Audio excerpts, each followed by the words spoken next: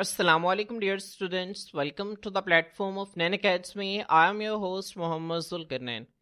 तो स्टूडेंट्स, आज के इस वीडियो के अंदर हम फर्स्ट ईयर बायोलॉजी जो हमारी न्यू बुक है इसके chapter number 11 human circulatory system. Students, हम इसका 6th लेक्चर स्टार्ट करेंगे जिसके अंदर हम structure and functioning of heart हम इसके 6 पार्ट को जो है वो तफसील से देखेंगे। बच्चों, जब मैंने आपको फर्स्ट लेक्चर पढ़ाया था तो वहाँ पे मैंने आपको बताया था कि ह्यूमन सर्कुलेटरी सिस्टम जो है ये दो तरह का है। एक को हम ब्लड सर्कुलेटरी सिस्टम कहते हैं और एक को हम लिम्फेटिक सिस्टम कहते हैं। फिर मैंने आपको बताया कि ब्लड सर्कुलेटरी सिस्टम जो है इसके आगे से दो टाइप्स हैं। एक को हम ओपन ब्लड सर्कुलेटरी सिस्टम कहते हैं और एक को हम क्लोज ब्लड सर्कुलेटरी सिस्टम कहते हैं। फिर बच्चों, हमने क्लोज ब्लड सर्कुलेटरी सिस्टम के कंपोनेंट्स के हवाले से बात की। मैंने आपको बताया कि क्लोज ब्लड सर्कुलेटरी सिस्टम के 3 कंपोनेंट्स होते हैं, ब्लड, हार्ट और ब्लड वेसल्स। बच्चों, फर्स्ट लेक्चर के अंदर हमने ब्लड को जो है वो कंप्लीट स्टडी कर लिया था। उसके बाद बच्चों फर्स्ट लेक्चर के अंदर ही हमने structure and functioning of heart के नाम से एक मेजर टॉपिक स्टडी किया। और बच्चों फिर फर्स्ट लेक्चर से लेकर 5th लेक्चर तक हमने इसी मेजर टॉपिक के अंडर जो है वो काफ़ी सारे सब टॉपिक्स को स्टडी किया।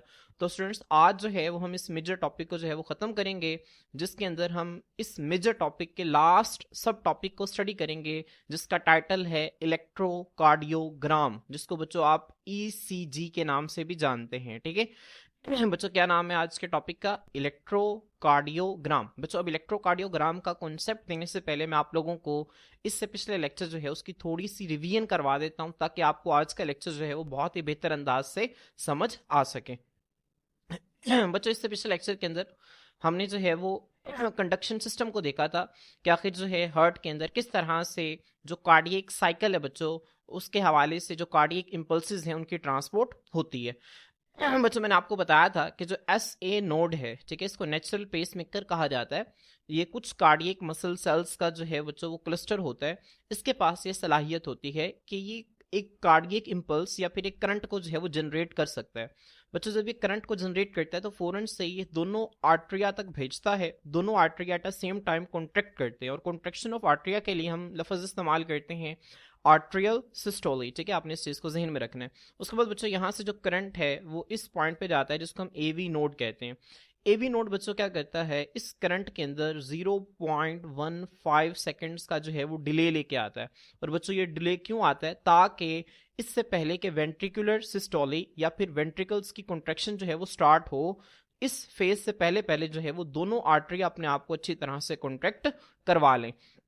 अब बच्चों, जब दोनों आर्टरिया जो है वो कॉन्ट्रैक्ट कर जाते हैं, ठीक है, और जितना भी ब्लड है इनका वो वेंट्रिकल्स के अंदर आ जाता है, तो फिर यहाँ से बच्चों AV नोड से आगे जो पैगाम है बच्चों वो जाता है बंडल्स ऑफ इसके पास, जिसको हम एट्रियो वेंट्रिकुलर बंडल का नाम भी देते हैं। ठीक है बच्चों, एट्रियो वेंट्रिकुलर बंडल या फिर बंडल ऑफ हिस जो है यहाँ से 2 ब्रांचेस के अंदर तकसीम होती है।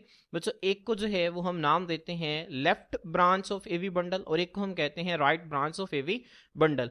फिर बच्चों, ये जो 2 ब्रांचेस हैं ये इंटरवेंट्रिकुलर सेप्टम, ठीक है, सेप्टम कहते हैं पर्दे को, वो पर्दा जो कि दोनों वेंट्रिकल्स के दरमियान है। बच्चों, इस पर्दे से जो है ये दोनों ब्रांचेस गुजरती हैं और बच्चों फिर ये परकिंजे फाइबर्स के अंदर तकसीम हो जाती हैं। फिर परकिंजे फाइबर्स बच्चों ये दोनों वेंट्रिकल्स को पैगाम देते हैं। जैसे ही दोनों वेंट्रिकल्स को बच्चों करंट मिलता है, ठीक है, या कार्डियक इंपल्स मिलती है या पैगाम मिलता है, तो दोनों जो है वो कॉन्ट्रैक्ट करते हैं और इस फेज को हम कहते हैं वेंट्रिकुलर सिस्टोली। ठीक है, तो बच्चों इसको जो है वो हम पिछले लेक्चर के अंदर तफसील से पढ़ चुके थे और मैंने आपको जो है वो इसका थोड़ा सा ओवरव्यू भी दे दिया क्योंकि हमने इसी टॉपिक को जो है वो आज के इस टॉपिक के साथ लिंक करके स्टडी करना है। बच्चों, यहाँ पे आप देख सकते हैं, यहाँ पे आपको जो है वो कार्डियक इंपल्स का पाथवे दोबारा से समझ आ जाएगा। SA नोड से बच्चों पैगाम गया AV नोड, फिर उससे बंडल ऑफ हिस, फिर वहां से बच्चों 2 ब्रांचेस निकली, left bundle branch, right bundle branch, फिर बच्चों यहाँ से परकिंजे फाइबर्स तक, और परकिंजे फाइबर्स ने बच्चों क्या करवाया, वेंट्रिकल्स की कॉन्ट्रैक्शन करवाई। ठीक है, तो स्टूडेंट्स होपफुली आपको पिछले लेक्चर की जो है वो बुनियादी सा कॉन्सेप्ट जो है वो क्लियर हो गया होगा। और बच्चों अब जो है वो आप लोग नए टॉपिक इलेक्ट्रोकार्डियोग्राम को समझने के लिए जो है वो बिल्कुल रेडी हैं। बच्चों आए अब हम जो है वो इलेक्ट्रोकार्डियोग्राम को स्टार्ट करते हैं। बच्चों, ये जो लफ्ज है ना इलेक्ट्रो, ठीक है, इलेक्ट्रो रिप्रेजेंट करता है इलेक्ट्रिकल को, कार्डियो लफ्ज बच्चों रिप्रेजेंट करता है हार्ट को, ग्राम का मतलब होता है राइट करना या फिर रिकॉर्ड करना। ठीक है, अब बच्चों इलेक्ट्रोकार्डियोग्राम का क्या मतलब हुआ? बच्चों, इलेक्ट्रोकार्डियोग्राम का मतलब ये है के दिल की इलेक्ट्रिक पोटेंशियल को रिकॉर्ड करना। मैं दोबारा रिपीट कर रहा हूं बच्चों, इलेक्ट्रो मतलब इलेक्ट्रिकल, कार्डियो कहते हैं हार्ट को, ग्राम का मतलब होता है राइट और रिकॉर्ड। बच्चों इलेक्ट्रोकार्डियोग्राम का क्या मतलब है? Recording of electrical potential of heart, दिल के इलेक्ट्रिकल पोटेंशियल को रिकॉर्ड करना। बच्चों इसको जो है वो हम इलेक्ट्रोकार्डियोग्राम कहते हैं। बच्चों इसी की डेफिनेशन जो है वो हमारी बुक के अंदर लिखी हुई है। जो डेफिनेशन समझने से पहले हम सबसे पहले जो है वो इलेक्ट्रिकल पोटेंशियल का कॉन्सेप्ट समझ लेते हैं। जब हमें इलेक्ट्रिकल पोटेंशियल का कॉन्सेप्ट समझ में आ जाएगा तो फिर हमें इस डेफिनेशन को समझने में जो है वो ज़्यादा आसानी होगी। बच्चों इलेक्ट्रिकल पोटेंशियल जो है वैसे तो ये फिजिक्स का कॉन्सेप्ट है, लेकिन मैं आपको यहाँ पे समझाने की कोशिश करता हूँ। बच्चों आप फर्ज करें कि आपके पास दो प्लेट्स हैं, एक ये प्लेट है और एक ये प्लेट है। बच्चों इस प्लेट के ऊपर जो है वो पॉजिटिव चार्ज है, इस प्लेट के ऊपर जो है वो नेगेटिव चार्ज है। आपको पता है कि वो प्लेट जिसके ऊपर पॉजिटिव चार्ज होता है हम कहते हैं यहाँ पर जो है वो पोटेंशियल एनर्जी ज्यादा है, ठीक है। और जिस प्लेट के ऊपर नेगेटिव चार्ज होता है हम कहते हैं कि यहाँ पे पोटेंशियल एनर्जी कम है। अब बच्चों फर्ज करेंगे आप यहाँ पे एक पॉजिटिव चार्ज को रखते हैं। अब बच्चों ये पॉजिटिव प्लेट क्या करेगी? इस पॉजिटिव चार्ज को रिपेल करेगी, और नेगेटिव क्या करेगी? इसको अट्रैक्ट करेगी। बच्चों अब इन दोनों चार्जेस के दरमियान, इन दोनों प्लेट्स के दरमियान एक इलेक्ट्रिक फील्ड मौजूद है, ठीक है। अब ये वाला जो चार्ज है बच्चों, ये उस इलेक्ट्रिक फील्ड के अंदर जो है वो मूव करेगा। क्या करेगा बच्चों? मूव करेगा। अब जो जाहिर सी बात है जो चार्ज है, ठीक है, इसकी कोई वैल्यू भी होगी, तो जो इसकी चार्ज की वैल्यू है उसको हम कूलम के अंदर रिप्रेजेंट करते हैं, ठीक है। किसके अंदर रिप्रेजेंट करते हैं बच्चों? कूलम। कूलम आपको पता है coulomb is the SI unit of charge. उसके बाद बच्चों जब इसके ऊपर एक फोर्स लगेगी, ठीक है, तो ये जो चार्ज है बच्चों ये डिस्टेंस भी कवर करेगा, ऐसे ही है ना। और आपको पता है कि जब किसी चीज के ऊपर फोर्स लगे और वो फोर्स लगने के नतीजा में वो डिस्टेंस कवर करे तो हम कहते हैं कि इस चीज ने वर्क किया है, ठीक है। तो बच्चों एक चार्ज एक इलेक्ट्रिक फील्ड के अंदर बच्चों जितना जो है वो वर्क करता है इसको हम इलेक्ट्रिक पोटेंशियल कहते हैं, ठीक है। बच्चों इलेक्ट्रिक पोटेंशियल क्या है? Work done per unit charge. एक यूनिट चार्ज जो है एक इलेक्ट्रिक फील्ड के अंदर जितना वर्क करेगा उतना ही बच्चों क्या होगा? उसका इलेक्ट्रिक पोटेंशियल होगा, ठीक है। अब बच्चों ये इलेक्ट्रिक पोटेंशियल जो है ये तब खत्म हो जाएगा फर्ज करें कि अगर यहां पर और यहां पर दोनों पे बच्चों पोटेंशियल जो है वो सेम आ जाए। फर्ज करें बच्चों मैं आपसे जो है वो कहता हूं कि यहाँ पर जो है ये सारे के सारे ये भी पॉजिटिव चार्जेस हैं और ये भी पॉजिटिव चार्जेस हैं, ठीक है। बच्चों सेंटर में जो है वो आप इस चार्ज को रख दें। अब बच्चों जो चार्ज को जब आप सेंटर में रखेंगे ना, ठीक है, तो ये कोई भी वर्क नहीं करेगा। क्यों बच्चों वर्क नहीं करेगा? क्योंकि यहाँ पर बच्चों जो पोटेंशियल है उसका डिफरेंस नहीं है, यहाँ पर जो है पोटेंशियल का फर्क मौजूद नहीं है, ठीक है। तो आपने ध्यान में रखना है कि इलेक्ट्रिक पोटेंशियल क्या होता है बच्चों। इलेक्ट्रिक पोटेंशियल जो है वो इसकी तारीफ यूं है कि एक यूनिट चार्ज किसी इलेक्ट्रिक फील्ड के अंदर जितना वर्क करता है हम उसे जो है वो इलेक्ट्रिकल पोटेंशियल कहते हैं, ठीक है। अब बच्चों ये इलेक्ट्रिकल पोटेंशियल जो है ये चार्जेस के फर्क की वजह से क्रिएट होता है, ठीक है। चार्जेस के फर्क की वजह से क्या होता है बच्चों? क्रिएट होता है। और इसे चार्जेस के फर्क की वजह से बच्चों जो है चार्जेस फ्लो करते हैं, और जो चार्जेस का फ्लो है उसे हम क्या कहते हैं? करंट कहते हैं, ठीक है। तो आपने करंट की डेफिनेशन, करंट की डेफिनेशन क्या है? फ्लो ऑफ चार्जेस, चार्जेस का फ्लो करना, इसे हम करंट कहते हैं। और इलेक्ट्रिकल पोटेंशियल क्या है? आपने इन दोनों का कॉन्सेप्ट जो है वो जहन में रखना है। अब तो जिस तरह मैंने आपको यहाँ प्लेट के अक्रॉस इलेक्ट्रिकल पोटेंशियल का कॉन्सेप्ट दिया हमारी बॉडी के अंदर, इसी तरह बच्चों एक इलेक्ट्रिक पोटेंशियल जो है वो हमारी सेल मेम्ब्रेन के अक्रॉस जो है वो भी मौजूद होता है। तो फर्स्ट करिए जो आपको ग्रीन कलर की नजर आ रही है, this is the cell membrane. अब आपको पता है कि जो हमारी सेल मेम्ब्रेन है, ठीक है, वो फ्लूइड मोज़ेक मॉडल के मुताबिक उसका स्ट्रक्चर होता है जिसके अंदर खास प्रोटीन जो हैं वो एम्बेडेड होती हैं, धसी हुई होती हैं। अब बच्चों यहाँ पे सिंपल मैंने जनरल से जो है वो एक रेक्टेंगल की शक्ल में सेल मेम्ब्रेन को ड्रॉ की है। अब बच्चों होता यह है कि सेल मेम्ब्रेन से बाहर जो है, जो सेल मेम्ब्रेन से बाहर है ना, वो पॉजिटिव चार्जेस बहुत ज्यादा होते हैं, जबकि सेल मेम्ब्रेन के अंदर जो है बच्चों वो नेगेटिव चार्जेस जो हैं वो बहुत ज्यादा होते हैं। अब बच्चों बाहर पॉजिटिव चार्जेस ज्यादा हैं, अंदर नेगेटिव चार्जेस ज्यादा हैं, तो बाहर जो है बच्चों एक पोटेंशियल डेवलप हो जाता है जो कि हाई पोटेंशियल है, और अंदर जो है बच्चों वो लो पोटेंशियल डेवलप हो जाता है। जिस तरह बच्चों अगर आप यहाँ पे देखें ना, ठीक है, यहाँ पे देखें, मैं अगर इसको जो है वो रेज करूँ तो बच्चे बिल्कुल यही वाला सीन जो है वो हमारी सेल मेम्ब्रेन के अक्रॉस जो है वो डेवलप हो जाता है। यहाँ पे पॉजिटिव चार्जेस हैं, जो बच्चों नीचे नेगेटिव चार्जेस है। तो जिस तरह यहाँ पे एक इलेक्ट्रिक पोटेंशियल डेवलप हुआ था ना, पोटेंशियल का एक फर्क डेवलप हुआ था, इसी तरह का बच्चों एक पोटेंशियल का फर्क जो है वो हमारी सेल मेम्ब्रेन के अक्रॉस भी डेवलप हो जाता है। अब बच्चों यहाँ पे एक पोल ये है और एक पोल ये है। पोल आप ये समझ लें, एक साइड ये है जहाँ पे पॉजिटिव चार्जेस है, जहाँ पे हाई पोटेंशियल है, और एक साइड ये है जहाँ पे लो पोटेंशियल है, जहाँ पे नेगेटिव चार्जेस हैं, ठीक है। बच्चों एक ऐसा प्रोसेस जहाँ पे दो अलग अलग पोल्स बन जाएं, इसको हम कहते हैं पोलराइजेशन। क्या कहते हैं बच्चों? पोलराइजेशन। आपने केमिस्ट्री के अंदर भी पोलराइजेशन का कॉन्सेप्ट पढ़ा होगा। कि किसी भी एटम का बच्चों इस तरह से अरेंज होना कि उसके जितने भी प्रोटॉन्स हैं वो एक साइड पे आ जाएं, ठीक है, और उसके जितने भी इलेक्ट्रॉन्स हैं वो एक साइड पे आ जाएं, ठीक है। तो बच्चों ये क्या बन गया, एक पोल बन गया है। इसी तरह बच्चों यहाँ पर भी जो है वो पोल्स बन जाते हैं, एक ऊपर पोल है और एक नीचे पोल है, ठीक है। और इस प्रोसेस को हम जो है वो पोलराइजेशन कहते हैं।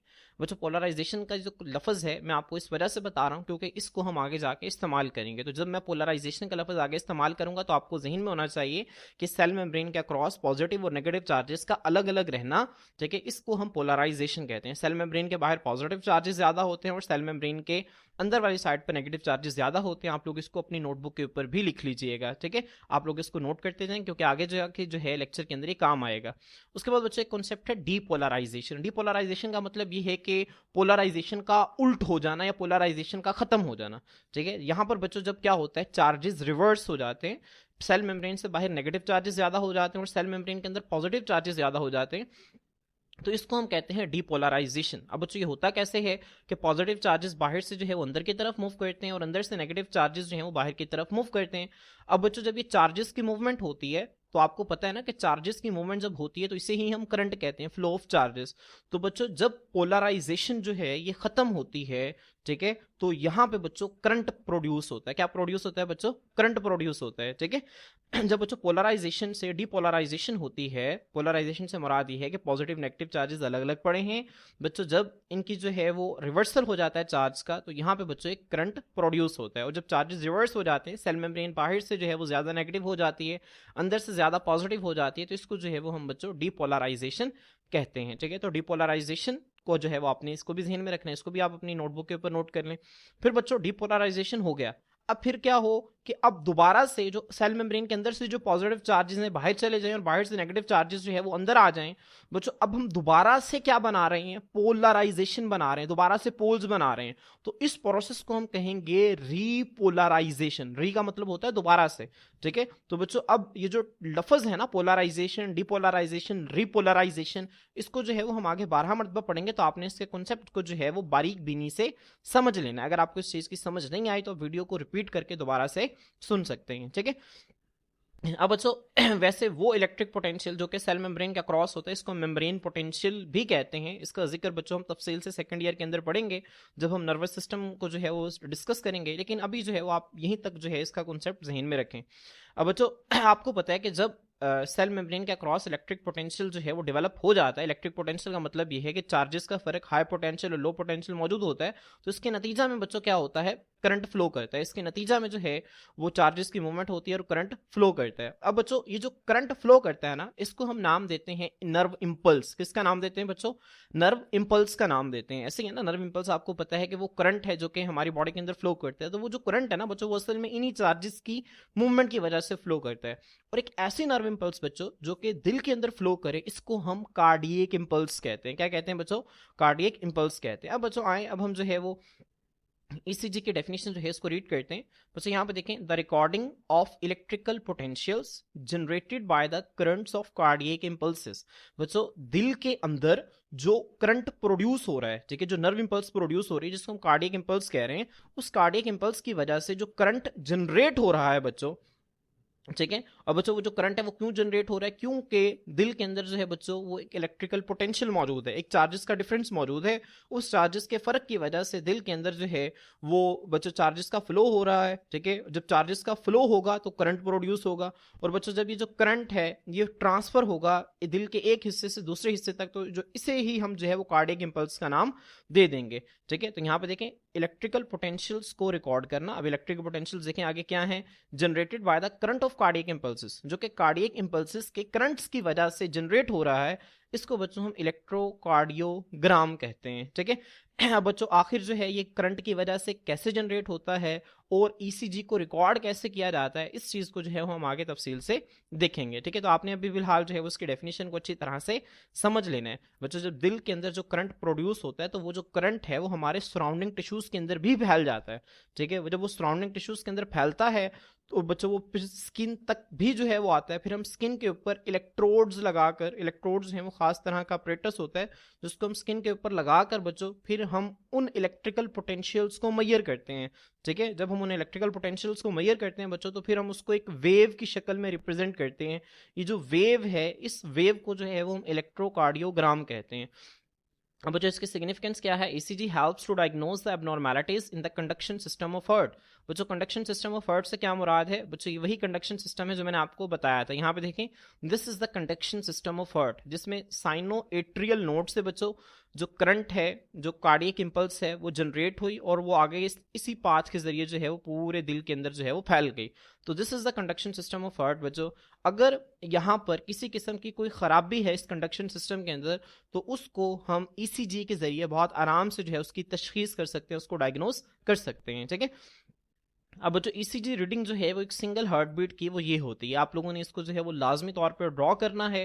ठीक है, और इसको आप लोगों को बहुत अच्छी प्रैक्टिस होनी चाहिए। ईसीजी की जो है वेव फॉर्म को आपने किस तरह से ड्रॉ करना है। ठीक है, तो बच्चों अगर आपसे शॉर्ट क्वेश्चन में आ जाए व्हाट इज इलेक्ट्रोकार्डियोग्राम, तो डेफिनेशन, इसकी सिग्निफिकेंस और साथ आपने ये फिगर जो है इसको लाजमी ड्रॉ करना है। ठीक है, अब बच्चों आए, अब हम जो है वो देखते हैं कि how is electrocardiogram is recorded. बच्चों जो ईसीजी है इसको रिकॉर्ड कैसे किया जाता है? बच्चों बहुत आसान है। यहाँ पे देखें, when cardiac impulses passes over the surface of heart. बच्चों आपको पता है कि जब साइनो एट्रियल नोड जो है वो करंट बनाता है, ठीक है, करंट बनाने से मुराद ये है कि उसने जो है वो एक पैगाम बनाया, और वो पैगाम जो है बच्चों वो आगे पहले दोनों आर्टरिया को देता है ताकि दोनों आर्टरिया कॉन्टेक्ट करें, और फिर एवी नोड तक भेजता है। एवी नोड उस पैगाम के अंदर 0.15 सेकंड का जो है वो ताखीर लेके आता है। ठीक है, ताकि एट्रियल कॉन्ट्रैक्शन जो है वो मुकम्मल हो जाए, और उसके बाद जो है फिर वेंट्रिकुलर की कॉन्ट्रैक्शन जो है वो स्टार्ट हो। तो बच्चों अब वो वाला करंट बच्चों जो कि साइनोएट्रियल नोड ने बनाया, असल में हम उसी को जो है वो यहाँ पे कार्डियक इंपल्स का नाम दे रहे हैं। कि जब कार्डियक इंपल्स जो है बच्चों वो दिल की सतह के ऊपर से गुजरता है, ठीक है, तो एक छोटा सा बच्चों करंट जो है वो जनरेट होता है। एक छोटा सा, माइन्यूट कहते हैं छोटे से को, छोटा सा इलेक्ट्रिक करंट जो है वो जनरेट होता है, मामूली सा इलेक्ट्रिक करंट जो है वो पैदा होता है। अब बच्चों जो करंट है ये spreads into the tissue surrounding heart. जो दिल के इर्द गिर्द मौजूद टिश्यूज है ना बच्चों, ये करंट उसके अंदर भी फैल जाता है। बच्चों फर्ज करें कि यहाँ पे जो है वो इलेक्ट्रिसिटी की एक मेन वायर गुजर रही है। अब बच्चों अगर मैं इस इलेक्ट्रिसिटी की मेन वायर को टच करूंगा तो क्या करंट जो है वो मेरे अंदर फ्लो करेगा? बच्चों बेशक मेरे अंदर जो है वो करंट फ्लो करेगा। क्यों बच्चों? क्योंकि मैं जो हूं, मैं भी एक कंडक्टर हूं। ठीक है, ये वायर जो है कंडक्टर है, इसके अंदर से करंट फ्लो कर रहा है। जब मैं बच्चों इसको टच करूंगा तो मेरे अंदर से भी करंट फ्लो करेगा। इसी तरह बच्चों जब कार्डियक इंपल्स जो है वो दिल की सतह से गुजर रही है और एक छोटा सा करंट प्रोड्यूस हो रहा है, तो दिल के इर्द गिर्द जो टिश्यूज मौजूद हैं बच्चों, वो भी इलेक्ट्रिक करंट को कैरी करने की सलाहियत रखते हैं। तो बच्चों उनके अंदर से भी क्या होता है, एक मामूली सा जो करंट है वो स्प्रेड करता है। अब बच्चों जो माइन्यूट इलेक्ट्रिक करंट है ना, ठीक है, ये जो कि उन टिश्यूज के अंदर बच्चों स्प्रेड किया, वो ट्रैवल कर जाता है to the surface of body. हमारे जिस्म की जो ऊपर वाली सरफेस है, यहाँ पे बच्चों वो ट्रैवल करके आ जाता है। अब बच्चों ईसीजी के अंदर हम क्या करते हैं कि जो इलेक्ट्रिकल पोटेंशियल्स हैं जनरेटेड बाय दिस करंट, इस करंट की वजह से जो इलेक्ट्रिकल पोटेंशियल्स जनरेट होते हैं, पैदा होते हैं, हम इनको मेजर करते हैं और फिर पैमाइश करके हम इसको जो है वो रिकॉर्ड करते हैं। ठीक है बच्चों, कैसे? फर्ज करें कि दिल से जो है वो करंट पैदा हुआ। अब बच्चों वो जो करंट है वो फिर बॉडी के बाकी टिश्यूज तक जो है वो मूव करता है। बच्चों जहां से करंट मूव कर रहा है वहां पे हाई पोटेंशियल, और जिस डायरेक्शन के अंदर करंट मूव कर रहा है वहां पे लो पोटेंशियल। तो हाई पोटेंशियल से लो पोटेंशियल के दरमियान बच्चों ऑटोमेटिकली जो है वो एक इलेक्ट्रिकल पोटेंशियल जो है वो जनरेट हो जाता है। ठीक है, तो यहाँ पे देखें ईसीजी की वजह से जब करंट फ्लो करता है तो जिस डायरेक्शन के अंदर फ्लो कर रहा है वहां पे लो पोटेंशियल, जहां से फ्लो कर रहा है वो हाई पोटेंशियल, और हाई पोटेंशियल और लो पोटेंशियल के दरमियान बच्चों क्या है, इलेक्ट्रिकल पोटेंशियल मौजूद है। ठीक है, तो इलेक्ट्रिकल पोटेंशियल जो है बच्चों उस करंट की मदद से जो जनरेट होता है हम उसको मेजर करते हैं और उसको रिकॉर्ड करते हैं। इस मकसद के लिए बच्चों क्या होता है, इलेक्ट्रोड्स का इस्तेमाल किया जाता है। ठीक है, इलेक्ट्रोड्स का इस्तेमाल किया जाता है और उन्हें स्किन पे रखा जाता है on the opposite sides of earth, दिल की मुखालिफ सिमत में जो है उनको रखा जाता है। बच्चों जो इलेक्ट्रोड्स हैं फिर आगे इसको एक मशीन के साथ जोड़ दिया जाता है। उस मशीन का नाम है इलेक्ट्रोकार्डियोग्राफ, जो कि क्या करती है, रिकॉर्ड करती है इलेक्ट्रिकल पोटेंशियल्स को जनरेटेड बाय दिस करंट। ये जो करंट की वजह से जो इलेक्ट्रिकल पोटेंशियल जनरेट होते हैं इसको ये मशीन क्या करती है, रिकॉर्ड करती है। यहाँ पे बच्चों आप देख सकते हैं कि ये बच्चों सेंटर में फर्ज करें कि सेंटर में जो है this one is the heart, तो हार्ट के इस साइड पर भी और इस साइड पर भी, ऑपोजिट साइड्स पर बच्चों ये इलेक्ट्रोड्स जो हैं इनको लगा दिया जाता है। ये जो आप देख सकते हैं दीज आर द इलेक्ट्रोड्स। बच्चों इन इलेक्ट्रोड्स को जो है वो लगा दिया जाता है। फिर बच्चों जो इलेक्ट्रोड्स हैं ये क्या करते हैं, जो कार्डियक इंपल्स के नतीजा में करंट पैदा हुआ था, जो करंट जो है वो हार्ट के सराउंडिंग टिश्यूज में और फिर बॉडी सरफेस तक जो है वो ट्रांसफर हुआ था, वो जो उस करंट की वजह से जो इलेक्ट्रिकल पोटेंशियल जनरेट होते हैं, ये उस इलेक्ट्रिकल पोटेंशियल को मेजर करते हैं। फिर बच्चों मैंने इलेक्ट्रोड्स को मशीन के साथ जोड़ते हैं और ये जो मशीन है बच्चों वो क्या करती है, उनको एक वेव फॉर्म की शक्ल में जो है वो स्क्रीन के ऊपर रिप्रेजेंट करती है। ठीक है, तो बच्चों आपने इस चीज को ध्यान में रखना है कि ईसीजी जो है इसको किस तरह से रिकॉर्ड किया जाता है। एक इंपॉर्टेंट शॉर्ट क्वेश्चन है जिसको आपसे बोर्ड एग्जाम्स के अंदर जो है वो पूछा जा सकता है। इसके बाद बच्चों नेक्स्ट है वेव्स ऑफ ईसीजी। इलेक्ट्रोकार्डियोग्राम के बच्चों जो वेव्स हैं हमने उनकी क्लिनिकल सिग्निफिकेंस को देखना है और साथ ये भी देखना है कि वो आखिर किस तरह से जो है वो बनती हैं। बच्चों यहाँ पे देखें ईसीजी जो है shows the following waves of electrical impulses produced at specific events of cardiac cycle. आपको पता है कार्डियक साइकिल के अंदर जो इवेंट्स होते हैं जिसके अंदर कार्डियक डायस्टोली, एट्रियल सिस्टोली, उसके बाद वेंट्रिकुलर सिस्टोली, ये 3 मेजर इवेंट्स हैं जो कि कार्डियक साइकिल के अंदर होते हैं। अब जो इन कार्डियक साइकिल के अंदर जो इवेंट्स होते हैं इसके अंदर जो इलेक्ट्रिकल इंपल्सेस प्रोड्यूस होती हैं इसको हम ईसीजी की शक्ल में किस तरह से रिप्रेजेंट करते हैं, हमने इसकी जो है तफसील इसको देखना है। बच्चों यहाँ पे आप देख सकते हैं ये जो है ये एक कार्डियक साइकिल की जो है वो ईसीजी है, यहाँ पे आपको नजर आ रहा है। बच्चों यहाँ पे देखें एक तरफ जो है ये टाइम है और एक तरफ जो है या एक्स एक्सिस के ऊपर टाइम है और वाई एक्सिस के ऊपर बच्चों जो है ये इलेक्ट्रिकल पोटेंशियल है, या जिसे आप वोल्ट कह लें। इलेक्ट्रिकल पोटेंशियल का जो ऐसा यूनिट होता है ना वो वोल्ट होता है। ठीक है, क्या होता है, वोल्ट होता है। ठीक है, आपको पता है ना, मैंने आपको बताया था इलेक्ट्रिक पोटेंशियल जो है वो work done per unit charge के बराबर है। ऐसे ही है ना, तो वर्क का यूनिट क्या होता है जाउल, चार्ज का यूनिट क्या होता है कूलम। तो इलेक्ट्रिकल पोटेंशियल जो है बच्चों इसका ऐसा यूनिट जाउल पर कूलम भी होता है या फिर इसे जो है वो वोल्ट भी कहा जाता है। ठीक है, तो आपको इसका कॉन्सेप्ट भी होना चाहिए। तो एक बच्चों इस सिम्त में जो है वो टाइम है और इस सिम्त में जो है वो क्या है, वाई एक्सिस की तरफ इलेक्ट्रिकल पोटेंशियल है। अब बच्चों हम इस इलेक्ट्रिकल पोटेंशियल को मेजर कर रहे हैं।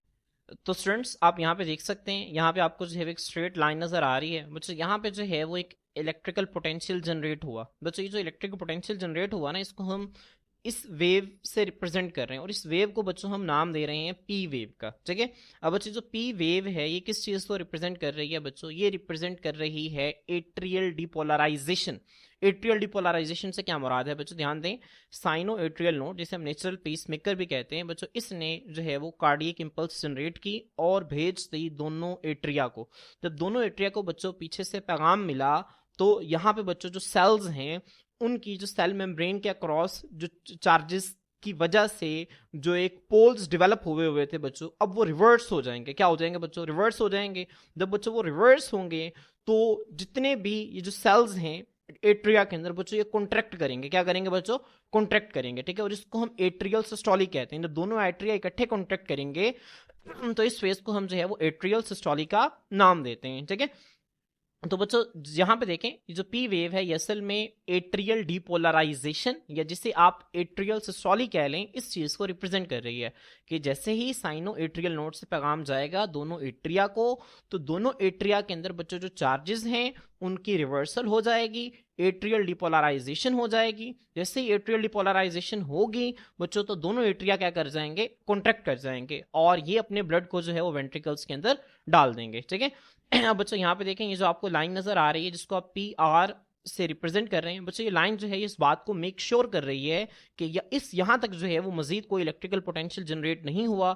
इसका मतलब ये है कि बच्चों यहाँ पे इंतजार किया जा रहा है कि दोनों एट्रिया जो है वो अच्छी तरह से कॉन्ट्रैक्ट कर जाएं। जब दोनों एट्रिया अपनी कॉन्ट्रैक्शन को मुकम्मल कर लेंगे तो उसके बाद अगला जो मरहला है जिसके अंदर वेंट्रिकुलर कॉन्ट्रैक्शन को शुरू करवाया जाएगा, ठीक है, फिर उसको स्टार्ट किया जाएगा।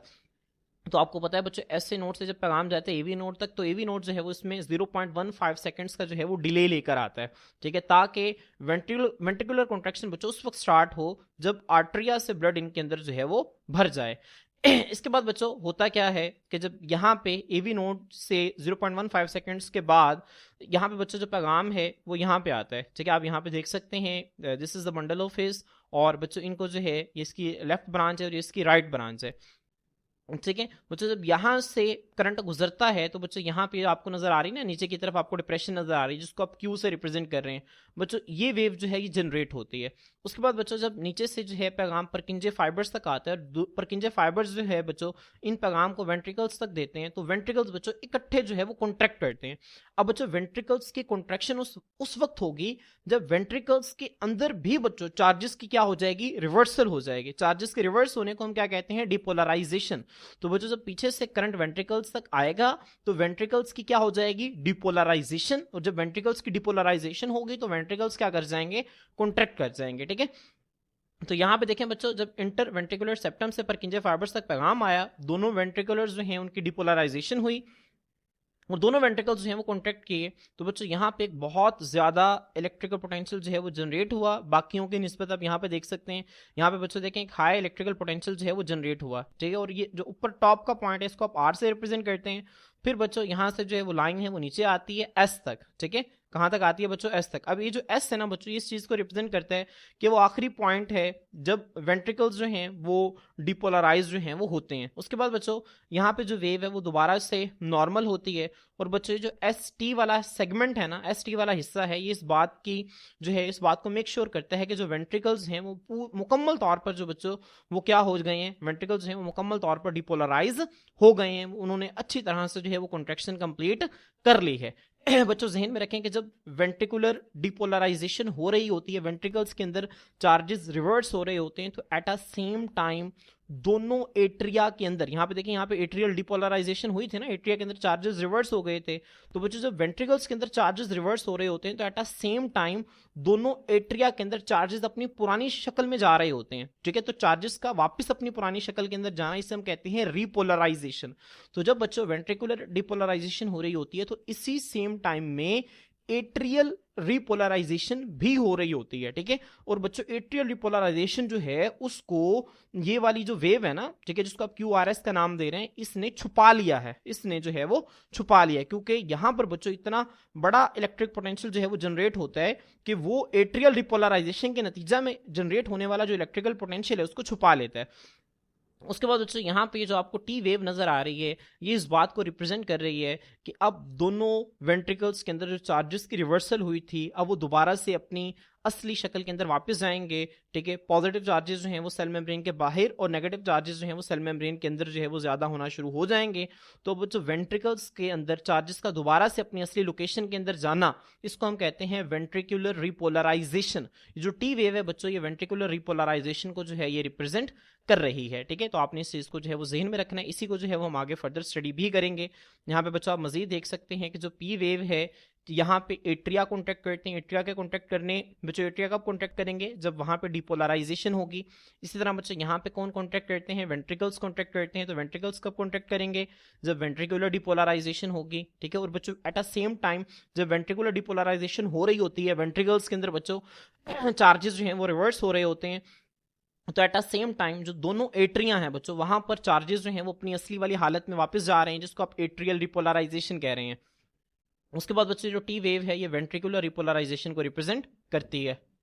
तो स्टूडेंट्स होपफुली आपको यहाँ तक चीज़ें जो हैं वो अच्छे तरीके से समझ आ गई होंगी। अब स्टूडेंट्स आए, अब हम जो है वो इसी वेव फॉर्म की जो है वो डिटेल स्टडी करते हैं। बच्चों सबसे पहले जो है वो हम पी वेव को देखते हैं। पी वेव बच्चों मैंने आपको बताई थी, पी वेव बच्चों क्या है, आए इसको देखें। It shows beginning of atrial depolarisation.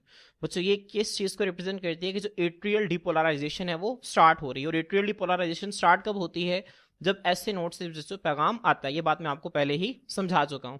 अब बच्चों जब ऐसे नोड से पैगाम आता है दोनों एट्रिया को और दोनों एट्रिया के अंदर चार्जेस रिवर्स हो जाते हैं। ठीक है बच्चों, इसको हम एट्रियल डिपोलराइजेशन कहते हैं। तो जब एट्रियल डिपोलराइजेशन होती है तो दोनों एट्रिया क्या करते हैं, कॉन्ट्रैक्ट करते हैं। ठीक है, और दोनों एट्रिया के कॉन्ट्रैक्ट करने को बच्चों हम एट्रियल कॉन्ट्रैक्शन या फिर एट्रियल सिस्टोली कहते हैं। ठीक है, तो पी वेव जो है बच्चों ये एट्रियल सिस्टोली या एट्रियल कॉन्ट्रैक्शन का सबब बनती है।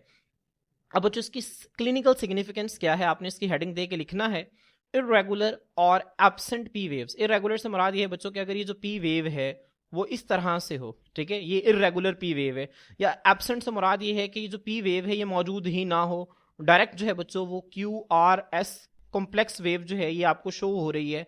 तो या तो ये बच्चों इरेगुलर हो या ये एब्सेंट हो। तो बच्चों ये किस चीज की निशानदेही करती है, में इंडिकेट एरिथमिया। बच्चों बहुत इंपॉर्टेंट एमसीक्यू आप लोगों से पेपर में पूछा जा सकता है कि कौन सी वेव जो है कौन सी वेव जब इरेगुलर होगी या वो एब्सेंट होगी तो वो एरिथमिया को रिप्रेजेंट करेगी, तो आपका आंसर होगा पी वेव। एरिथमिया क्या होता है बच्चों? लैक ऑफ रिथमिसिटी, ठीक है, लैक ऑफ रिथमिसिटी। बच्चों इस चीज को समझें कि दोनों एट्रिया बच्चों जब इकट्ठे कॉन्ट्रैक्ट करते हैं तो उनके इकट्ठे कॉन्ट्रैक्ट करने के नतीजा में एक रिदम के साथ ये पी वेव जनरेट होती है। अगर बच्चों दोनों एट्रिया के दरमियान जो है वो रिदम नहीं होगा, एक एट्रिया जो है वो पहले कॉन्ट्रैक्ट कर रहा है, दूसरा बाद में कॉन्ट्रैक्ट कर रहा है, तो बच्चों इससे हम जो है वो एरिथमिया कहते हैं, लैक ऑफ रिथमिसिटी कहते हैं कि अब इनके दरमियान जो है वो रिदम मौजूद नहीं है। बच्चों इनके दरमियान जब रिदम मौजूद नहीं होगा तो एरिथमिया के केस के अंदर ये जो पी वेव है ये हमें इरेगुलर नजर आएगी, ठीक है। तो आपने इस चीज को जो है वो ज़हन में रखना है। तो इसके हवाले से जो बुनियादी मालूमात हैं और इसकी क्लिनिकल सिग्निफिकेंस ये आप लोगों को पता होनी चाहिए। स्टूडेंट्स अब यहाँ पे पी वेव को मजीद बेहतर तौर पे समझ सकते हैं कैसे नोट से जैसे पैगाम आता है तो करंट जो है बच्चों वो दोनों एट्रिया को ट्रांसफर कर दिया जाता है। फिर बच्चों दोनों एट्रिया की डिपोलराइजेशन होती है, दोनों एट्रिया के अंदर चार्जेस रिवर्स होते हैं। जैसे चार्जेस रिवर्स होते हैं तो दोनों एट्रिया जो है वो कॉन्ट्रैक्ट कर जाते हैं, ठीक है। तो आपने इस चीज को जो है वो अच्छी तरह से समझना है। और बच्चों अगर पी वेव जो है वो इरेगुलर होगी या एब्सेंट होगी तो किस चीज को रिप्रेजेंट करेगी? एरिथमिया को या लैक ऑफ रिथमिसिटी को रिप्रेजेंट करेगी। इसके बाद बच्चों आगे देखिए P R segment. P R segment से बच्चों मुराद क्या है? ठीक है, यहाँ पे देखिए आपको नजर आ रहा है ये पी है और ये पॉइंट आर है। पी से आर तक का बच्चों ये जो डिस्टेंस आपको नजर आ रहा है this is the P R segment. यहाँ पे आप बच्चों इसको ज्यादा क्लियर देख सकते हैं। अब बच्चों किस चीज को रिप्रेजेंट करता है? It shows the completion of atrial depolarization. बच्चों इस बात को यकीनी बनाता है कि दोनों एट्रिया जो हैं वो मुकम्मल तौर पर डिपोलराइज हो गए हैं, ठीक है। It is usually 0.1 to 0.2 seconds, ये आमतौर पर 0.12 से लेकर 0.2 सेकंड्स है। एक इंपॉर्टेंट बच्चों एमसीक्यू आपने ज़हन में रखना है। पीआर सेगमेंट जो है इसका टाइम ड्यूरेशन कितना होता है? 0.12 से 0.2 सेकंड्स। बहुत इंपॉर्टेंट एमसीक्यू, आपने इसको मार्क कर लेना है, ठीक है। बच्चों इसकी क्लिनिकल सिग्निफिकेंस क्या है? आप प्रोलोंग्ड पीआर, बच्चों प्रोलोंग का मतलब है अगर तवील हो गया है, मतलब 0.2 सेकंड से जो पीआर है ये ज्यादा हो गया है, इससे तजावुज कर गया है, तो किस चीज को इंडिकेट करता है? First degree heart block. बच्चों ज़हन में रखें कि हार्ट ब्लॉक की जो है वो 3 मेजर डिग्रीज हैं। First degree heart block, second degree heart block, third degree heart block. जो थर्ड डिग्री हार्ट ब्लॉक है उसको हम कंप्लीट हार्ट ब्लॉक भी कहते हैं, ठीक है। अब बच्चों ये जो फर्स्ट डिग्री हार्ट ब्लॉक है इसमें क्या होता है? इसमें जो बच्चों पैगाम है वेंट्रिकल्स तक वो ताखीर से पहुंचता है, वो देर से पहुंचता है, ठीक है। तो बच्चों यहाँ पे देखें नॉर्मली तो ये होना चाहिए कि 0.12 से 0.2 सेकंड्स के फौरन बाद बच्चों जो पैगाम है वो वेंट्रिकल्स तक पहुंचना चाहिए और वेंट्रिकुलर डिपोलराइजेशन होनी चाहिए। लेकिन बच्चों अब अगर आपको जो है वो पीआर सेगमेंट तवील मिलता है, तवील से मुराद ये है कि बच्चों ये पी है और उसके बाद ये आपको जो है वो पीआर सेगमेंट मिल रहा है इतना लंबा, उसके बाद बच्चों फिर यहाँ पे क्यूआरएस कॉम्प्लेक्स बन रहा है। तो प्रोलोंग्ड पीआर से मुराद क्या है बच्चों? कि ये जो करंट है, ठीक है, इसके फ्लो के अंदर कोई ना कोई जो है वो रुकावट आ गई है, कोई चीज है जो उसके फ्लो को बच्चों क्या कर रही है? कम कर रही है, उसमें रुकावट बन रही है, ठीक है। तो ये फर्स्ट डिग्री हार्ट ब्लॉक को रिप्रेजेंट करते हैं। एक इंपॉर्टेंट एमसीक्यू है कि कौन सी चीज अगर प्रोलोंग हो जाए, कौन सा सेगमेंट प्रोलोंग हो जाए तो वो फर्स्ट डिग्री हार्ट ब्लॉक को रिप्रेजेंट करते हैं। तो आपका आंसर क्या होगा? पीआर सेगमेंट, ठीक है। और बच्चों ध्यान में रखें कि इस बात को भी यकीनी बनाता है कि वेंट्रिकुलर सिस्टोल होने से पहले पहले जो एट्रियल सिस्टोली का फेज है ये मुकम्मल हो जाए, ठीक है। मुझे इसके बाद देखें हमारे पास जो नेक्स्ट फेज है this is the Q R S complex. बच्चों क्यू आर एस कॉम्प्लेक्स जो है इसके हवाले से आपको पता है, मैंने आपको पहले भी बता दिया है कि यहाँ पर जो है बच्चों वेंट्रिकुलर डिपोलराइजेशन होती है। जब वेंट्रिकुलर डिपोलराइजेशन होगी तो दोनों वेंट्रिकल्स कॉन्ट्रैक्ट करेंगे और एट अ सेम टाइम बच्चों यहाँ पे जो एट्रिया हैं, दोनों एट्रिया के अंदर बच्चों चार्जेस जो हैं वो वापस अपनी असली हालत के अंदर जा रहे होते हैं, वहां पे रिपोलराइजेशन हो रही होती है। तो यहाँ पे देखें बच्चों it shows the beginning of depolarisation of ventricles. यहाँ पे बच्चों क्या होता है? वेंट्रिकल्स की डिपोलराइजेशन का आगाज होता है। Atrial repolarization also occurs during this phase, ये भी इंपॉर्टेंट है। एट्रियल डिपोलराइजेशन बच्चों वो भी इसी मरहले के अंदर हो रहा होता है। अब बच्चों इसकी क्लिनिकल सिग्निफिकेंस क्या है? abnormalities in the QRS complex में इंडिकेट। बच्चों अगर आपको QRS कॉम्प्लेक्स जो है वो अबनॉर्मल मिले, अबनॉर्मल से मुराद ये है कि जिस तरह आपको बच्चों यहाँ पे नजर आ रहा है इसके अलावा अगर आपको कोई और QRS कॉम्प्लेक्स मिले वेव की फॉर्म में तो बच्चों ये किस चीज को रिप्रेजेंट कर सकता है? ठीक है, ये रिप्रेजेंट कर सकता है बंडल ब्रांच ब्लॉक। बच्चों बंडल ब्रांच ब्लॉक से क्या मुराद है? आपको पता है साइनोएट्रियल नोड से पैगाम आता है एवी नोड तक। एवी नोड्स बच्चों यहाँ पे बंडल ऑफ हिज के अंदर तकसीम होती है, फिर वो जो बंडल ऑफ हिज है बच्चों वो आगे से लेफ्ट ब्रांच और राइट ब्रांच के अंदर जो है वो तकसीम होता है। तो बच्चों वो जो बंडल ऑफ हिज या एवी बंडल से जो ब्रांचेस निकलती हैं उसके अंदर कोई ब्लॉक होगा बच्चों तो ये जो क्यूआरएस कॉम्प्लेक्स है अब नॉर्मल बनेगा। उसके बाद बच्चों वेंट्रिकुलर टेकीकार्डिया। बच्चों टेकीकार्डिया जो है ना, इसका मतलब क्या है? इसका मतलब है फास्टर रेट ऑफ कॉन्ट्रैक्शन। बच्चों ये असल में ना मेडिकल टर्म्स हैं, जब आगे जो है वो आप किसी मेडिकल फील्ड के अंदर जाएंगे तो आप पढ़ेंगे। टैकीकार्डिया बच्चों एक इसका ऑपोजिट होता है, उसे हम कहते हैं ब्रेडीकार्डिया। क्या कहते हैं बच्चों? ब्रेडीकार्डिया। ठीक है, अब बच्चों ब्रेडीकार्डिया का मतलब होता है स्लोअर रेट ऑफ कॉन्ट्रैक्शन और टैकीकार्डिया का मतलब होता है फास्टर रेट ऑफ कॉन्ट्रैक्शन। ठीक है, हम अक्सर कंफ्यूज हो जाते थे जब हम जो है वो मेडिकल के अंदर जब हम टर्मिनोलॉजीज को पढ़ते थे ना, तो मैंने एक निमोनिक से याद किया कि टी टैकीकार्डिया और टी से कहते हैं तेज। ठीक है, तेज जो है वो भी टी से बनता है, तो टैकीकार्डिया मतलब जिसमें जो रेट ऑफ कॉन्ट्रैक्शन है वो तेज हो जाए उसको हम टैकीकार्डिया कहते हैं, और जिसमें स्लो हो जाए उसको हम ब्रेडीकार्डिया कहते हैं। ठीक है, तो वेंट्रिकुलर टैकीकार्डिया से मुराद ये है कि बच्चों जो वेंट्रिकल का रेट ऑफ कॉन्ट्रैक्शन है, जो दोनों वेंट्रिकल्स इकट्ठे कॉन्ट्रैक्ट करते हैं, ठीक है, उसका जो रेट है वो क्या हो गया है? ज्यादा हो गया है, तेज हो गया है। ठीक है, उसके बाद बच्चों और अदर वेंट्रिकुलर अबनॉर्मैलिटीज या इनके अलावा दूसरे वेंट्रिकल्स की जो है वो खराबियां हो सकती हैं। ठीक है बच्चों, अगर वेंट्रिकल्स के अंदर किसी भी किस्म की कोई भी जो है वो एबनॉर्मैलिटी होगी तो वो आपको क्यूआरएस कॉम्प्लेक्स जो है इससे आपको पता चल जाएगी। ठीक है, यहाँ पे बच्चों आप देख सकते हैं कि जो पी वेव थी उसने एट्रियल डिपोलराइजेशन जो है इसको रिप्रेजेंट किया। उसके बाद बच्चों जो क्यू आर एस कॉम्प्लेक्स है, ठीक है, ये किस चीज को रिप्रेजेंट करती है? वेंट्रिकुलर डिपोलराइजेशन, और एट द सेम टाइम बच्चों एट्रियल रिपोलराइजेशन भी हो रही होती है। ठीक है, उसके बाद बच्चों यहाँ पे ये जो टी वेव है जो कि वेंट्रिकुलर रिपोलराइजेशन को रिप्रेजेंट करेगी, इसको हम आगे जो है वो तफसील से देखेंगे। अब बच्चों आगे जो है वो हम एस टी सेगमेंट की तरफ आ जाते हैं। बच्चों एस टी सेगमेंट जो है ये है क्या? मैं आपको जो है बच्चों ये ऊपर भी दिखा चुका हूँ, यहाँ पे आप जो है वो इसको मजीद अच्छी तरह से देख सकते हैं। बच्चों एस से लेकर टी तक का ये जो बच्चों फेज है, यहाँ पे आप देखें ये एस है और यहाँ से टी स्टार्ट हो रहा है, तो यहाँ से लेकर बच्चों यहाँ तक का ये जो फेज है इसको हम एस टी सेगमेंट का नाम देते हैं। ठीक है, अब एस टी सेगमेंट बच्चों ये क्या है इसको देखें। It shows the completion of depolarisation of ventricles. बच्चों ये जो है ये डिपोलराइजेशन ऑफ वेंट्रिकल्स की कंप्लीशन को शो करता है। ठीक है बच्चों, जिस तरह से जो पी आर सेगमेंट था वो एट्रिया की डिपोलराइजेशन की कंप्लीशन को शो करता था, इसी तरह से जो एस टी सेगमेंट है बच्चों ये वेंट्रिकल्स की डिपोलराइजेशन जो है इसकी कंप्लीशन को शो करता है। This segment ordinarily last about 0.08 second. बच्चों जो सेगमेंट है आमतौर पर 0.08 सेकंड्स का होता है। ठीक है, तो आपने एक इंपॉर्टेंट एमसीक्यू के तौर पर जहन में रखना इसे, जबकि पीआर सेगमेंट कितना था? 0.12 से लेकर 0.2 सेकंड्स तक, और ये जो एसटी सेगमेंट है ये क्या है? ये 0.08 सेकंड्स तक जो है वो नॉर्मली रहता है। अब बच्चों इसकी क्लिनिकल सिग्निफिकेंस जो है ना ये आपने इंपॉर्टेंट एमसीक्यू के तौर पर जहन में रखनी है। बच्चों अगर ये जो एस टी सेगमेंट है बच्चों अगर ये डिप्रेस होगा, डिप्रेस का मतलब है नीचे की तरफ होगा, तो ये मेडिकल कंडीशन को रिप्रेजेंट करता है जिसको हम कहते हैं इस्कीमिया। अगर बच्चों ये एलिवेटेड होगा, एलिवेटेड का मतलब है ऊपर की तरफ होगा, तो ये किसको रिप्रेजेंट करता है? मियोकार्डियल इन्फारेक्शन। बच्चों मियोकार्डियल इन्फारेक्शन क्या है और इस्कीमिया क्या है? ठीक है, मैं आपको जो है इसको बाद में बताता हूँ, पहले मैं आपको नीचे जो है वो एसटी सेगमेंट की डिप्रेशन और एलिवेशन दिखा देता हूँ। बच्चों नॉर्मली जो है वो एसटी सेगमेंट ये है, ठीक है, इस तरह से फ्लैट होता है, सीधा होता है। लेकिन बच्चों अगर इस एसटी सेगमेंट की एलिवेशन हो जाए तो एलिवेशन किस चीज को रिप्रेजेंट करती है? बच्चों रिप्रेजेंट करती है मियोकार्डियल इन्फारेक्शन को। और अगर बच्चों इसी एसटी सेगमेंट की जो है वो डिप्रेशन हो जाए तो ये किस चीज को रिप्रेजेंट करती है? बच्चों ये रिप्रेजेंट करती है इस्कीमिया को। अब देखें इस्कीमिया और मियोकार्डियल इन्फारेक्शन क्या है। बच्चों इस्कीमिया जो है वो हम कहते हैं decrease flow of blood and oxygen to heart muscles. बच्चों इस्कीमिया जो है वैसे तो बॉडी के किसी भी पार्ट का हो सकता है, इस्कीमिया से मुराद आप जहन में रखें कि बॉडी के किसी भी हिस्से में जब खून की सप्लाई जो है वो नॉर्मल से कम हो जाती है, तो जाहिर सी बात है जब जिस्म के किसी हिस्से को खून कम मिलेगा तो उसको ऑक्सीजन भी कम मिलेगी, तो उस जिस्म के हिस्से को खून और ऑक्सीजन दोनों की सप्लाई जो है वो कम हो जाती है। तो इस मेडिकल कंडीशन को हम इस्कीमिया का नाम देते हैं। इस्कीमिया क्या होता है?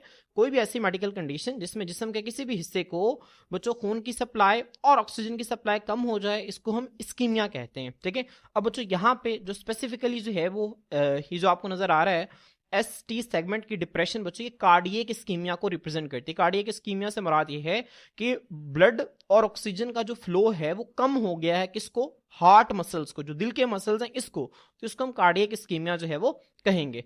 इसके बाद बच्चों मियो कहते हैं मसल्स को, कार्डियल कहते हैं हार्ट को, इन्फारेक्शन कहते हैं डेथ ऑफ टिश्यू को। तो बच्चों मियोकार्डियल इन्फारेक्शन जो है इसे आप आम जुबान में हार्ट अटैक भी कहते हैं, दिल का दौरा पड़ना। बच्चों इसमें क्या होता है कि जो दिल के अंदर मौजूद कार्डियक मसल्स हैं उनकी डेथ हो जाती है। ठीक है, तो मियोकार्डियल इन्फारेक्शन से क्या मुराद है? हार्ट अटैक, जिसमें क्या होता है जो कार्डियक मसल्स है उनकी डेथ हो जाती है। तो मियोकार्डियल इन्फारेक्शन के अंदर बच्चों जो एसटी सेगमेंट है आपको एलिवेटेड मिलता है। एक इंपॉर्टेंट एमसीक्यू है, आपने इनको याद रखने। अब जो स्कीमिया के अंदर ये आपको डिप्रेशन में क्यों मिलता है और मियोकार्डियल इन्फारेक्शन के अंदर आपको इसकी एलिवेशन ही क्यों मिलती है, इसके पीछे जो है वो स्पेसिफिकली मेडिकल रीजंस हैं, जिनको समझने के लिए आपको मेडिकल की काफ़ी सारी इंफॉर्मेशन जो है वो होना लाजमी होगी। तो अभी आपके लेवल पे जो है बच्चों सिर्फ आप जो है वो इसकी रीजंस याद रखें कि अगर एसटी सेगमेंट डिप्रेस होगा तो इस्कीमिया, अगर एलिवेटेड होगा तो मियोकार्डियल इन्फारेक्शन। बाकी फर्दर चीज़ें जब आप मेडिकल फील्ड के अंदर जाएंगे तो आप इनको जो है वो तफसील से देख लेंगे। इसके बाद बच्चों नेक्स्ट जो है वो हमारी टी वेव है। टी जो है बच्चों मैंने आपको बताया कि किस चीज़ को रिप्रेजेंट करती है, ये वेंट्रिकल्स की रिपोलराइजेशन को रिप्रेजेंट करती है, ठीक है, बहुत इंपॉर्टेंट है। It represents the beginning of repolarization of ventricles. बच्चों इसकी टी वेव की जो है वो क्लिनिकल सिग्निफिकेंस क्या है? टी वेव अबनॉर्मैलिटी में इंडिकेट इलेक्ट्रोलाइट डिस्टर्बेंस। बच्चों इलेक्ट्रोलाइट किससे कहते हैं? इलेक्ट्रोलाइट बच्चों ऐसे आयंस जो कि हमारी बॉडी के अंदर जो है वो फ्लो करते हैं, जो कि करंट की ट्रांसमिशन करवाते हैं, इसको हम इलेक्ट्रोलाइट कहते हैं। मिसाल के तौर पर बच्चों इसके अंदर सोडियम आ जाता है, इसके अंदर पोटेशियम आ जाता है, इसके अंदर जो है वो कैल्शियम आ जाता है। तो ये सारे जो है ये हमारी बॉडी के क्या हैं? इलेक्ट्रोलाइट्स हैं। अगर बच्चों आपको टी वेव फॉर्म जो है बच्चों ये अगर आपको जो है वो खराब मिलती है या नॉर्मल से हट के मिलती है तो या तो ये आपको इलेक्ट्रोलाइट डिस्टर्बेंस को शो करेगा, या फिर बच्चों अगर जो है वो टी वेव जो है वो आपको हाइपर एक्यूट मिलती है। हाइपर का मतलब होता है बच्चों ज्यादा, एक्यूट का एक्यूट मतलब कहते हैं सडन को। मैंने आपको बताया था ना जब मैंने आपको डिजीज के हवाले से बताया था कि एक्यूट जो है वो हम किसी भी ऐसी बीमारी को कहते हैं जो कि अचानक से होती है, ठीक है। तो हाइपर ज्यादा, एक्यूट सडनली। बच्चों अगर यहां से क्या हो कि जो टी वेव है ये अचानक से जो है वो हाइपर हो जाए, ज्यादा हो जाए, तो इसे हम कहते हैं हाइपर एक्यूट टी वेव। तो ये जो हाइपर एक्यूट टी वेव है ना बच्चों ये अर्लीस्ट फाइंडिंग है एक्यूट मियोकार्डियल इन्फारेक्शन की। मियोकार्डियल इन्फारेक्शन मैंने आपको बताया हार्ट अटैक को जिसके अंदर कार्डियक मसल्स की डेथ हो जाती है। एक्यूट मियोकार्डियल इन्फारेक्शन आप समझे सडन हार्ट अटैक, अचानक से हार्ट अटैक जो है इसकी जो सबसे इब्तदाई फाइंडिंग्स है ना उनमें एक जो है एक फाइंडिंग ये है कि जो टी वेव है ये आपको हाइपर एक्यूट मिलती है। हाइपर एक्यूट से क्या मुराद है? अचानक से टी वेव जो है वो आपको जो है वो स्लाइटली रेज मिलती है, ऊपर की तरफ मिलती है, ठीक है। या तो बच्चों ये जो आपको टी वेव है ये जो स्लाइटली रेज मिलती है, या तो ये जो है वो क्लिनिकल सिग्निफिकेंस हो सकती है एक्यूट मियोकार्डियल इन्फारेक्शन की, या फिर बच्चों ये आपकी बॉडी के अंदर इलेक्ट्रोलाइट डिस्टर्बेंस को रिप्रेजेंट कर सकती है कि आपकी बॉडी के अंदर जो है वो सोडियम या पोटेशियम का लेवल जो है वो नॉर्मल से जो है वो कम है या फिर ज्यादा है, ठीक है। तो आपने इन पॉइंट्स को जो है वो अच्छी तरह से याद रखना है। इसके बाद बच्चों क्यूटी इंटरवल जो है, ठीक है, क्यूटी इंटरवल क्या है बच्चों? यहाँ पे आप देखें ये पॉइंट है क्यू, ठीक है, और ये है टी। तो बच्चों क्यू से टी के कंप्लीशन तक का ये जो दौरानिया है इसको हम क्यूटी इंटरवल कहते हैं। The QT interval is from the beginning of QRS complex के स्टार्ट से to the end of T wave के इख्तिताम तक का ये जो दौरानिया है इसको हम क्यूटी कहते हैं। नॉर्मल क्यूटी की वैल्यू क्या होती है? 0.4 सेकंड्स, ठीक है। तो आपने बच्चों इसको एमसीक्यू के तौर पर याद रखना है। मैंने आपको बताया था कि पीआर सेगमेंट की बच्चों वैल्यू क्या थी? 0.12 से 0.2 सेकंड्स, ठीक है। किसकी वैल्यू थी बच्चों? पीआर सेगमेंट की। इसी तरह एसटी सेगमेंट की वैल्यू क्या थी? 0.08 सेकंड्स। और बच्चों ये जो क्यूटी सेगमेंट है इसकी वैल्यू क्या है? 0.4 सेकंड्स, ठीक है। तो ये आपने इंपॉर्टेंट एमसीक्यूज के तौर पर जो है वो याद रखने हैं, ठीक है। तो स्टूडेंट्स होपफुली आपको जो है वो ईसीजी और इसकी वेव फॉर्म्स की जो है वो बहुत ही अच्छी तरह से समझ आ गई होगी बच्चों। इंशाल्लाह नेक्स्ट लेक्चर के अंदर हम साइड बॉक्स जिसके अंदर साइनोसिस का जिक्र है इसको हम जो है वो तफसील से देखेंगे। आज के लिए इतना ही, अल्लाह हाफिज।